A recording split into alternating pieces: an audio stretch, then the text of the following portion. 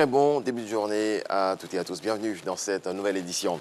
De 6 milliards en 2018 à 56 milliards en 2020, en passant par 28 milliards en 2019, le portefeuille de l'État s'est amélioré au fil de la mise en œuvre des stratégies. C'est ce qui ressort du bilan de la Direction générale du portefeuille de l'État, bilan dressé lors de la présentation de la nouvelle stratégie 2021-2025. Le point de Dangui Dangui. La nouvelle stratégie de gestion du portefeuille de l'État sur la période 2021-2025 a été présentée aux patrons d'entreprises publiques et parapubliques ce jeudi. C'était à l'occasion d'une rencontre d'échange entre les mandataires sociaux des entreprises publiques et le ministre du Budget et du portefeuille de l'État. Nous accueillons ça avec beaucoup de satisfaction parce que vous voyez, depuis 2-3 ans, il y a une dynamique dans la gestion de ce portefeuille de l'État. Une dynamique qui est sur une pente fructueuse, vertueuse.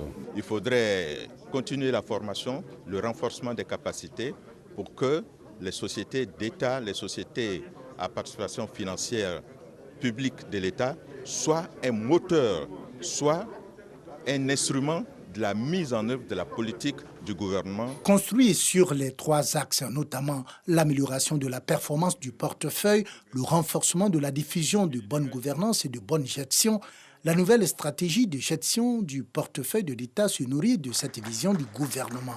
C'est de faire en sorte que nous ayons d'abord un État fort.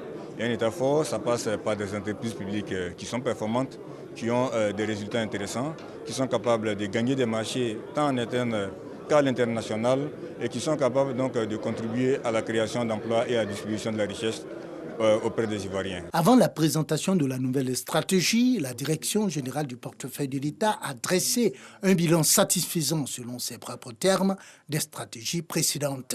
Selon cette direction, le portefeuille de l'État était de 56 milliards de nos francs en 2020, contre 28 milliards en 2019 et 6,4 milliards en 2018. Quel est l'impact du coronavirus sur la lutte contre le VIH-Sida ? Des acteurs de la santé ont réfléchi sur la question. La semaine dernière, l'objectif est de trouver des stratégies pour ne pas que le Covid fasse oublier les porteurs du virus. Le point de Jean-Marc Djadji. Près de 50 experts de la santé évaluent les effets de la Covid-19 sur la prise en charge des personnes vivant avec le VIH, PV-VIH. Les mesures de restriction de l'État ayant perturbé les prestations de soins, 52,2% des personnes vivant avec le VIH craignent d'être atteintes de la Covid-19 selon une enquête de l'ONU-SIDA.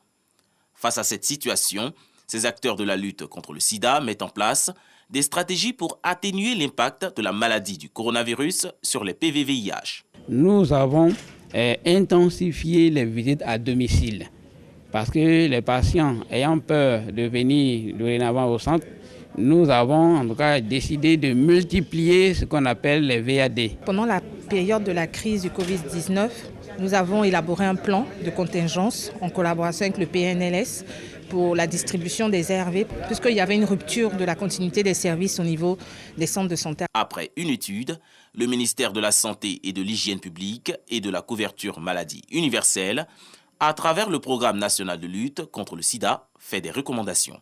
L'étude a montré qu'il fallait de plus en plus qu'on tienne compte de l'environnement pour que les PV-VIH puissent avoir accès à des soins de qualité.